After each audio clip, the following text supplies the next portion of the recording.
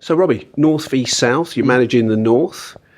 Back in the dugout, the manager's a hot seat. Looking forward to it? Oh, absolutely, yeah. I think it'll be brilliant. I think it's a great concept. I think me getting a chance to go and I don't know, try my wits against Harry, who's an absolute superstar within the game.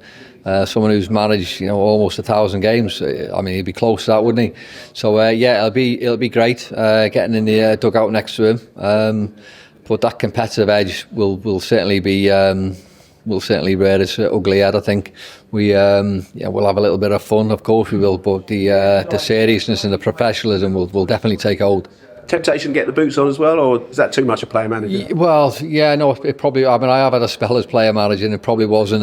You're thinking that many things in terms of players coming on. If you're on the football pitch, it's difficult.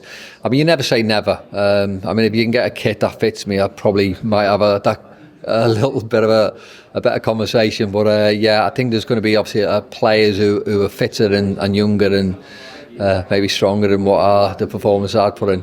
And still ambitions as a manager. I mean, it's a tough gig, isn't it? We've seen it, so many people under pressure, but is that something you're still keen to do? Oh, absolutely, yeah. I went overseas because I wanted people to know how serious and how dedicated and how much out of my comfort zone I was willing to go to show people. So I've done all that. I had 4 incredibly successful, to a degree, spells overseas. Now I know that I've not managed in the UK, and I will get a chance, and I'm confident of doing well because my stats are good. I play a good brand of football, a good style of football. I'm all for creating the right environment so players can prosper. I'm not afraid to play young kids, and I'll do that again. If you're the right player, there's no qualms with me. Regardless of how old or how young you are. I'd be confident of progressing a football club. Now, one manager who's come up from overseas to England had a fantastic first season so far. Arne Slot. Yeah. I know they lost yesterday, but still on course for the title. Is it now just focus all the way in? Absolutely. I don't think you can look any other way. I think there's been an incredibly disappointing week in terms of getting knocked out of the Champions League and then obviously losing the League Cup final. And I know many fans are disappointed, and at times you're probably saying the wrong things, but I don't think anyone can be overcritical of the players for what they've achieved this year. How well they've done in the Champions League in terms of topping that group. Getting to obviously League Cup final, disappointment losing it obviously. But the biggest compliment I can pay Arne Slot is to have him miss Jurgen, and Jurgen is a tremendous manager who put Liverpool back on the top table again. So disappointment in terms of this week gone, but there's something really to play for now, and Liverpool are in such a commanding position in the Premier League, and I mean it would be an unbelievably catastrophic development if they weren't to win the Premier League. I think. The club's in a good place, and it's down to what Jurgen's done, but more so what Arne's done this year. And just one cloud on the horizon, maybe come the summer, is those 3 players. The future in the air, aren't they? Trent, Virgil, and Mohamed Salah. Yes. What's your take on that? Yeah, look, I think in all honesty, disappointed the fact that we are talking about these players either coming or going, coming up to like a few months left of the contract. So it's probably not ideal. I want them all. I want them all to stay. I'm speaking as a supporter, but you've got to have a little bit of realism there, isn't it, as well? So I think. If players do go, you've got to think, look, no one's big in the football club anyway. You were probably talking the same situation last year with Jurgen. Jurgen was going and he was the best manager in the world. And then all of a sudden a new manager comes in and the club are achieving this great thing again this year. So there's always a little bit of brightness at the end of that dark tunnel, and as much as these players, where did he stay, where did he go, we don't know. We all want them to stay, of course, as supporters.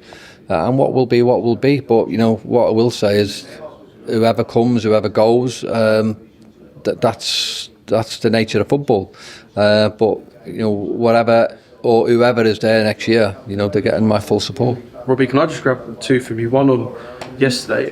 Liverpool weren't at the races compared to what we're normally used to.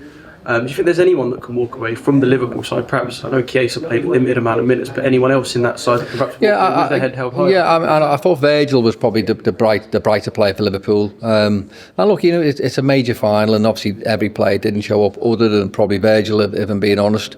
And that's the disappointing thing, and You can be really despondent about losing games, of course, and losing finals.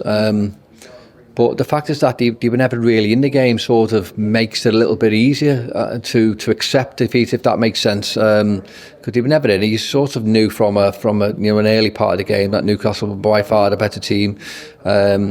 I don't fall into the category of saying they wanted it more, because I think we're doing the players an incredible justice, because they're talking about professional players who want it, really want it.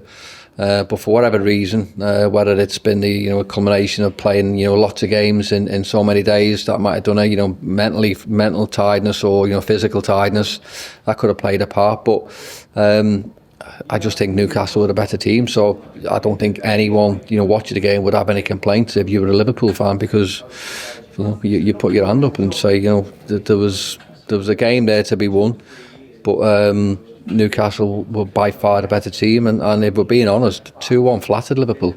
It wasn't a 2-1 scoreline. It could have been more. Just Liverpool, I think certainly from an offensive point of view, we're not the Liverpool that we've seen this season.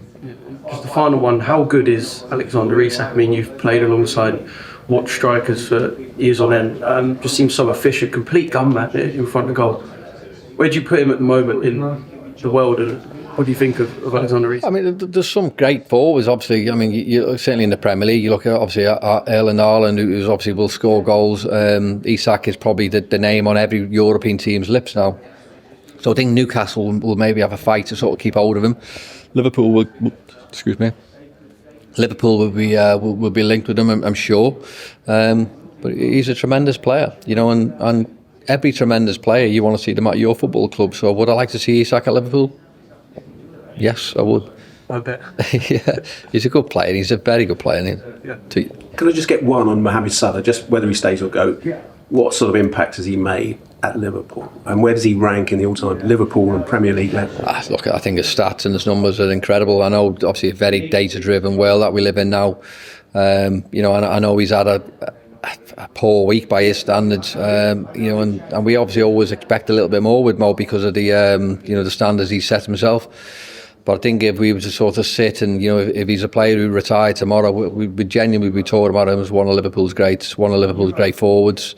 And look, if he does go, it will be a sad moment. I hope he stays, because I think if you're a successful team with players like Mo Salah, then that means you've got a chance of winning games and winning trophies. And I want him to stay, but I don't think anything will harm his legacy within certainly Liverpool's history.